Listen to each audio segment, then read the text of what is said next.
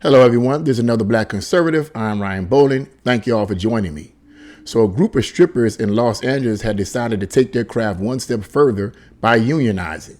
So let's get right into this article because I'm going to explain to you guys, based on my study, what I believe is a deeper, more nefarious reason for the creation of this union.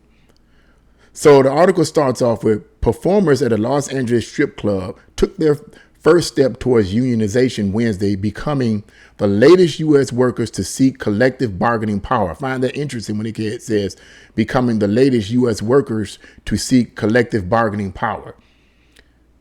Dancers at the Star Garden Topless Dive Bar submitted a petition with, get this, the federal government, always the federal government, right? The communist run, socialist run, Marxist run, controlled and influenced federal government. Petition with the federal government beginning a process that could see them represented by performers, union actors' equity in what officials described as a first. Now listen to this. We like what we do, said Velveeta, a Star Garden dancer. We like our jobs even more if we had basic workers' protections. Now, I find this interesting that she's saying that we would like it more if we had basic workers' protections. Could it be that the reason why they don't have basic workers' protections is because stripping was considered to some extent something that was not commonly done among women and may have been at one point in certain states and in certain cities in America, particularly in the past, where a lot of the states and cities were influenced by Christian worldviews, was considered illegal or considered immoral for the most part. And so therefore companies and businesses did not give these kind of benefits to their workers because it wasn't considered something to be a viable form of employment.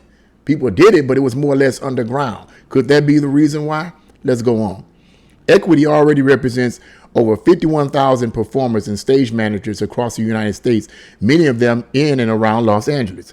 Strippers are live entertainers, and while some aspects of their job are unique, they have much in common with other equity members who dance for a living, said Actors Equity Associate President Kate Schindel.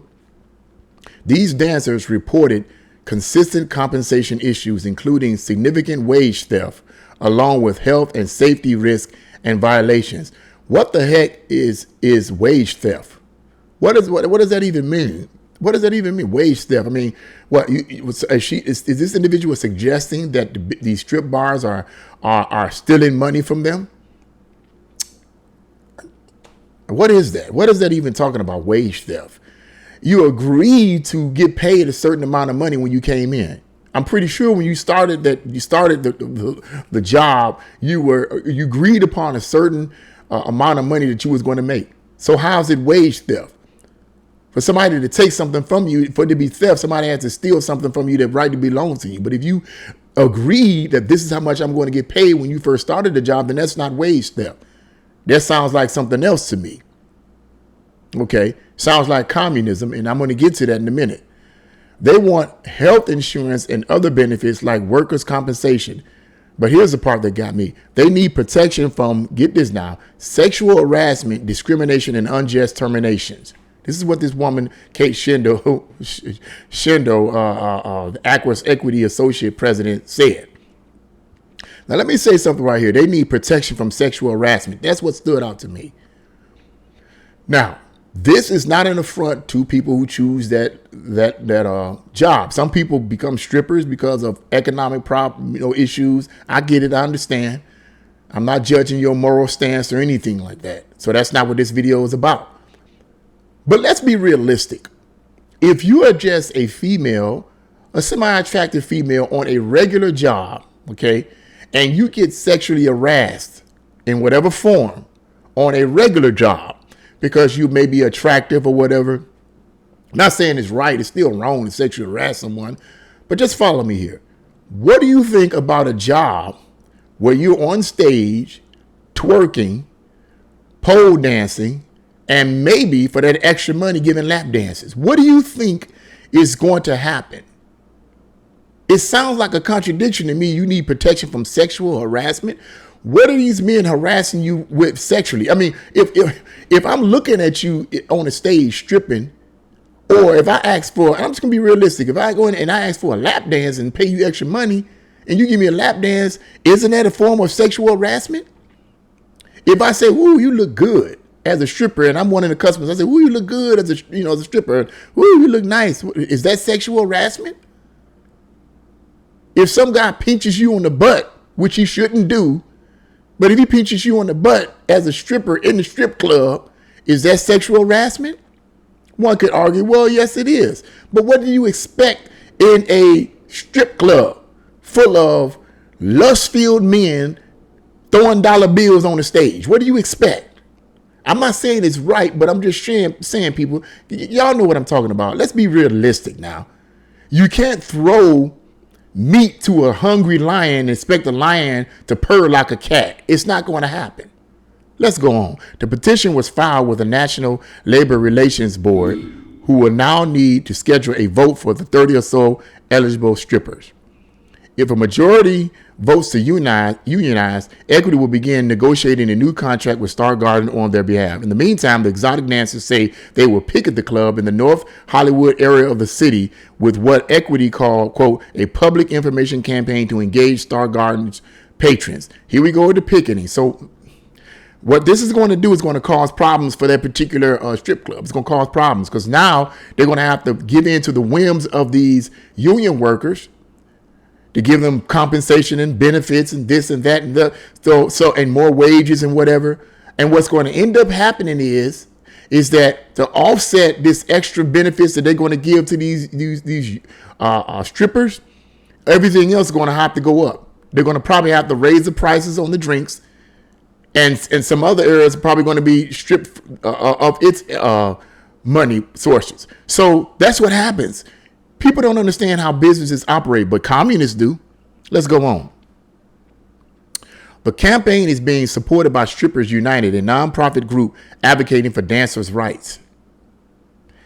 No one at Star Garden, which has an average 4 stars on Yelp, picked up the phone when AFP called on Wednesday. While Equity has never had stripper members before, this is not the first time this is the first time this has been organized in the United States. Dancers working at San Francisco's Lusty Lady formed the Exotic Dancers Union in 1996, Equity noted. That club shut its doors in 2013. Wednesday's move comes amid an uptick in interest among workers across the United States in unionization, with staff at several branches of Starbucks among the most high profile. Through the first 3 quarters of fiscal year 2022, from October 1st to June 30th, there were 1,935 unionization campaigns filed with the National Labor Relations Board, up to 56% from the prior year. And that's the end of that article right there. Now, let me talk about something here about all these unions being formed, all these unions coming forward. When it says Wednesday's move comes amid an uptick in interest among workers across the United States in unionization. Okay, let's talk about this unionization for a moment. What I've discovered in my studies is that communists have infiltrated the unions here in America in the early 1900s. Now, unions were originally created in America in the early 1900s for the purpose of striking some type of deal between the management and the workers. It was a legit movement, and it was to curtail low wages in many of the manufacturing plants and so forth of those days. And it was a legit movement, but communists knew that in order to shake down capitalism in America, they needed to infiltrate pre-existing organizations. And one of those organizations was unions. The purpose was to shake down the businesses and enterprises and companies in the country in order to basically strip them of their profit margin, because communists hate capitalism. They believe that capitalists are the reason why there's so many. Capitalism is the reason why we have so many problems in our world. It's totally false for the most part, but that's what they believe. Okay, so they infiltrated many of the unions in our country. What's interesting to me about this unionization of these strippers in Los Angeles here is the fact that I find it quite disconcerting that they're asking for benefits that really when you really look at it, is that really something that you should be getting? Think about this for a moment. Think about this for a moment.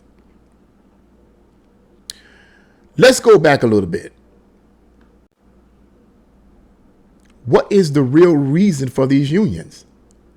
Think about it. What is the real reason for all these unions? Are unions really being helpful like they should? As I mentioned, communists basically infiltrated many of the unions all over America in order to shake down enterprises and businesses and companies. This is what they've been doing. I mean, as a matter of fact, according to one particular study, stated that companies and car manufacturing companies that did not have unions prospered and were able to be more competitive and were able to pay their workers good wages, whereas unionized car manufacturing companies such as the ones in Detroit that had unions ended up going out of business. Because why? Why? Because all the attention was being paid to the union workers. We're going to go on strike if you don't pay us $70 an hour. $70 an hour, we're going to go on strike. So they go on strike, which hurts the bottom line of that manufacturing plant. They go on strike. The manufacturing plant decides, okay, we're going to go ahead. We're going to give you guys what you want. But guess what? The price of the cars goes up. When the price of the cars go up, guess what? The consumers don't want to buy the cars. So if the consumers don't want to buy the cars and they go somewhere else where the cars are less expensive, that particular manufacturing plant is going to lose out on profits and eventually go under or ship their jobs to other places in third world countries in order to be able to compete. What's going on here? So now we go back to these strippers here. Are these strippers let's ask this question. Have these strippers been radicalized with socialist and communist ideology? In my opinion, I think so.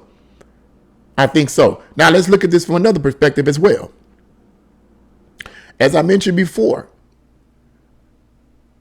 in America, because America was founded large in part, or the Constitution rather, was founded large in part on biblical principles, okay, and on concepts of right or wrong that derive from biblical principles, certain activities and jobs and so forth were considered taboo.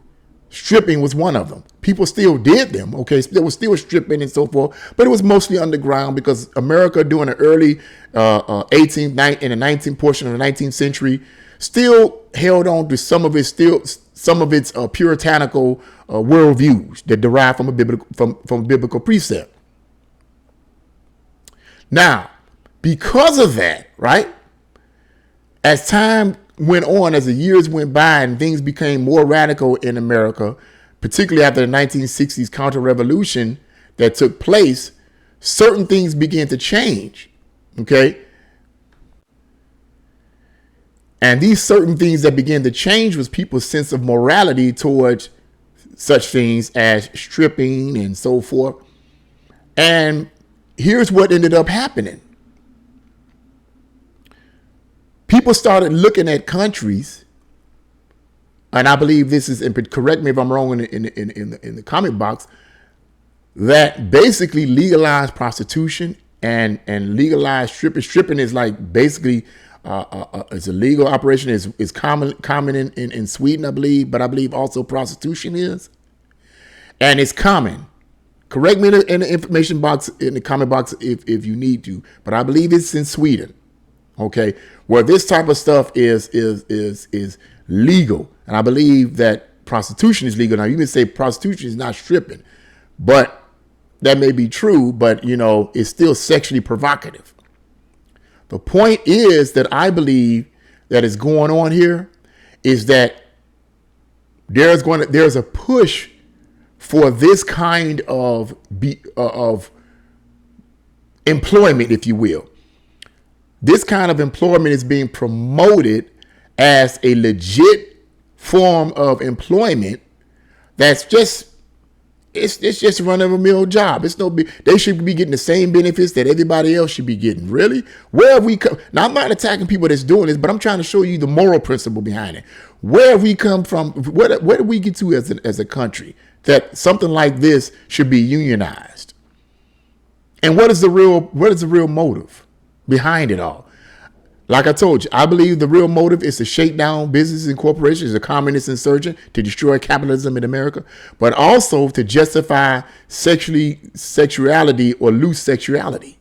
To put it to you another way, to justify loose and promote loose sexuality. Because one of the 45 communist goals was to promote sexual promiscuity and degeneracy as normal. That's what I'm seeing here. That's what I'm personally seeing. I'm not saying that anybody else is seeing it that way, but that's what I personally see is going on. I think there's a deeper, more nefarious purpose behind this, and it's going to be, and sooner or later, it's going to be to the point where just about every business will be unionized and every corporation will be unionized, infiltrated by communist ideology in order to make that business and that enterprise submit to whatever the union workers want. These union workers don't want to work. Won't matter if they're unproductive, because as long as they're members of the union, you can't fire them. Which hurts what? The bottom line of their business, the bottom line of their enterprise, the bottom line of their corporation. That's the whole purpose, to destroy capitalism and bring in total control by a communist regime. That's what I believe. What do you guys think? Leave your comments in the comment section below. Like, share, subscribe to this channel. God bless you all, and see you again.